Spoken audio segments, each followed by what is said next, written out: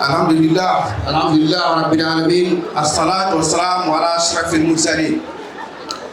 Monsieur le Président, honorables et distingués délégués, Messieurs les représentants des organisations nationales et internationales, éminents invités, chers militants et sympathisants, mesdames et messieurs, permettez-moi tout d'abord de vous remercier de votre présence nombreuse ce soir dans cette salle qui témoigne de votre intérêt pour ce parti, voire même au-delà, je veux dire notre pays, la Mauritanie dans toutes ses facettes. Voilà aujourd'hui, près de 6 ans, Fripp obtenait son récépissé et m'accordait confiance pour la lourde charge de conduire à sa destinée. Je ne vais pas vous adresser satisfait. En effet, nous ne sommes pas là pour nous féliciter, même si nous aurions quelques raisons objectives de le faire. Le Fripp de nos jours est mieux inscrit qu'il l'était il y a 5 ans dans l'écosystème politique national. Il a affirmé son rôle de contrepoids politique au gouvernement, mais aussi d'alternative à tous les citoyens mauritaniens, et cela jusqu'au viscère du Parlement.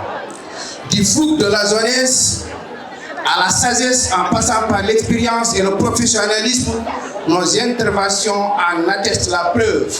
Et cela va se poursuivre, puisque nous sommes là pour être au service du peuple.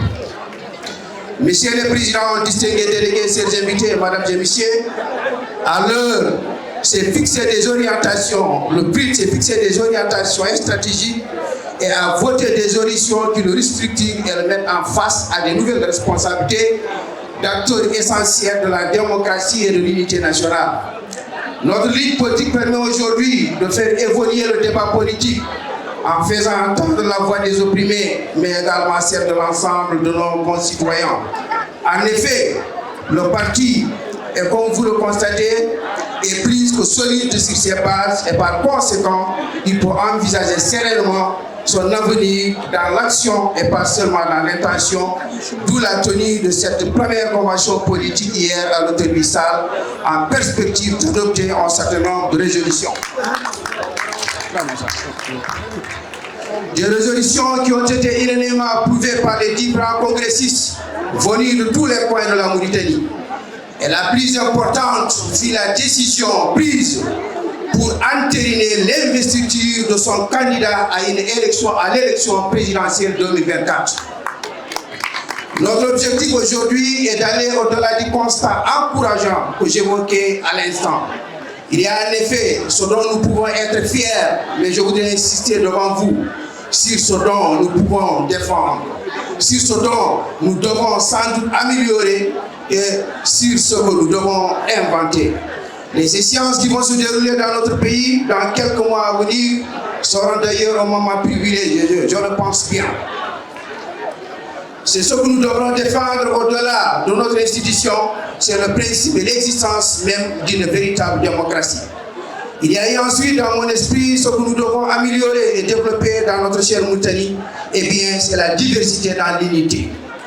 Pour inscrire encore davantage notre parti dans le paysage politique national et en faire un outil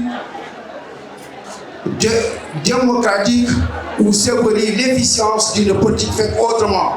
Il va falloir relever cette année un défi majeur et qui a pour vocation de prendre en main les rênes de ce pays que nous aimons tant pour en faire une Mauritanie meilleure de demain.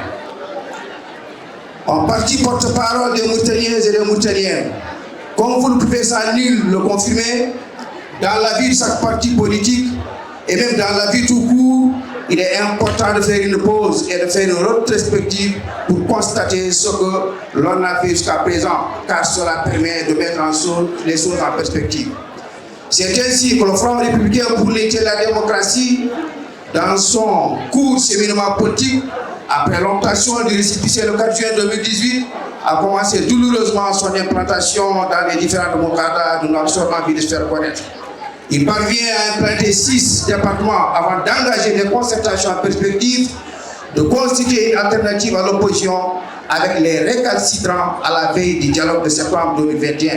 Et d'ailleurs, c'est avec ces différents groupes politiques qu'il signera une charte électorale rendue publique lors d'une conférence de presse tenue à Sikiti Palace sous le thème « Ensemble debout pour un succès national ».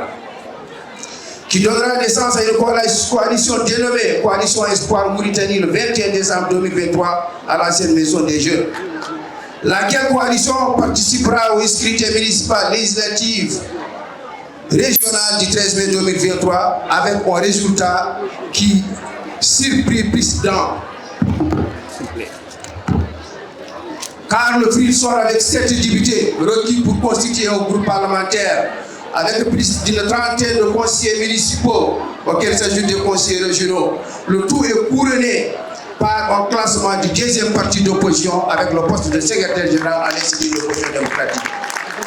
Sortir renforcé de ces multiples expériences, le Front républicain pour l'unité et la démocratie est à l'heure, à la veille de son éclatante convention hier tenue à l'Hôtel-Bissau, saisit cette opportunité pour vous annoncer l'investiture de son candidat, un imminent fils de cette nation, par ma voix à la présidentielle de juin 2024.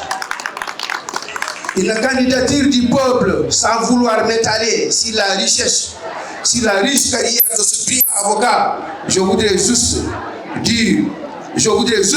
qu'on retienne qu'il fut l'un des défenseurs des causes justes à côté de son frère et coéquipier Maître Baoul Barek, ici présent, jusqu'à lui au passage. Et bien sûr, avec d'autres avocats dont je vais me taire sur les noms.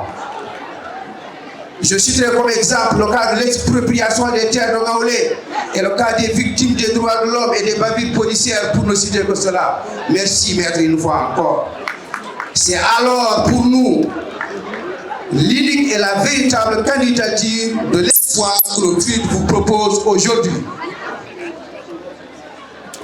Une convention qui a voté à l'unanimité d'importantes résolutions, lesquelles résolutions, je suis persuadé, permettront à un meilleur fonctionnement des partis. Et je m'accorderai le droit de rappeler brièvement l'adhésion d'importants groupes politiques au Front républicain pour l'unité et la démocratie, l'adoption d'une nouvelle dénomination du parti FRID par Espoir Mauritanie, l'élection d'un nouveau bureau de 42 personnes, d'un conseil national de 100 membres extensifs et un conseil d'État de 15 membres. Un comité permanent qui sera désigné par le bureau sur proposition du Conseil national et par la suite seront désignés en place le Conseil national des jeunes et le Conseil national des femmes qui seront les principaux leviers de ce parti. La reconduction du président Diop Amadjan à la tête du parti. Être à l'écoute du peuple est en effet l'une de nos ardentes obligations. Alors réinventons, revisitons cette obligation. Donnons-lui d'autres formes car un nouvel équilibre est à penser et à créer entre la démocratie représentative et des citoyens de plus en plus laissés à la rate, mais pourtant des braves citoyens de plus en plus. Chers invités honorables distingués, c'est le lieu et le moment, à travers ma voix, de réitérer notre engagement et celui de notre parti à faire de la Mauritanie une terre paisible où le vivre ensemble continue à se faire prévaloir. Et c'est pourquoi nous continuons à croire qu'une autre Mauritanie est possible. Une Mauritanie pour tous. Une Mauritanie où l'espoir est permis, où on peut retrouver les fondamentaux solides pour un état de droit qui propose plus qu'un projet de société, un projet de réparation. Le Front républicain pour lutter la démocratie souhaite constituer un rempart pour consolider notre unité nationale. Il souhaite aussi être un parti qui aura redonné, ou du moins restitué à l'État mauritanien son véritable garant. C'est à cet effet que le FRID continuera à poursuivre son ambition pour la coexistence pacifique entre tous les peuples. Je voudrais remercier et féliciter tous les militants et sympathisants de FRID ici et ailleurs. Bien sûr, avec nos distingués invités, les honorables hôtes et surtout des jeunes qui ont montré à travers toutes ces activités leur intérêt et leur engagement sans faille au parti.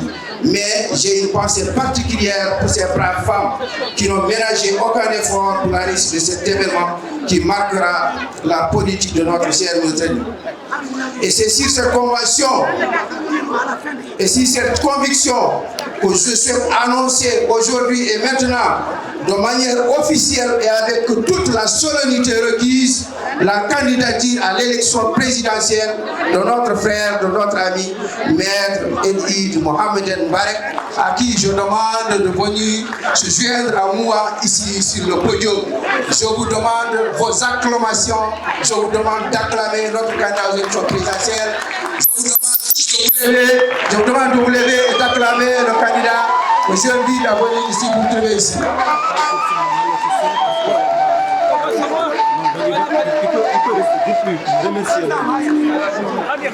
Merci beaucoup, monsieur le ministre.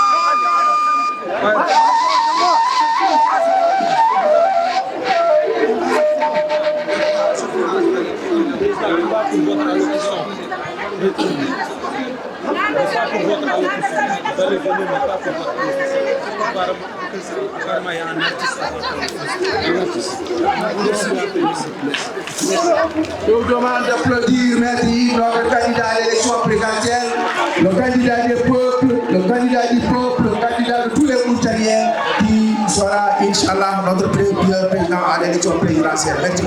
Merci d'applaudir très très fort au duo, s'il vous plaît. Merci, avancez un peu, s'il vous plaît. Qu'on vous voit, qu'on applaudit.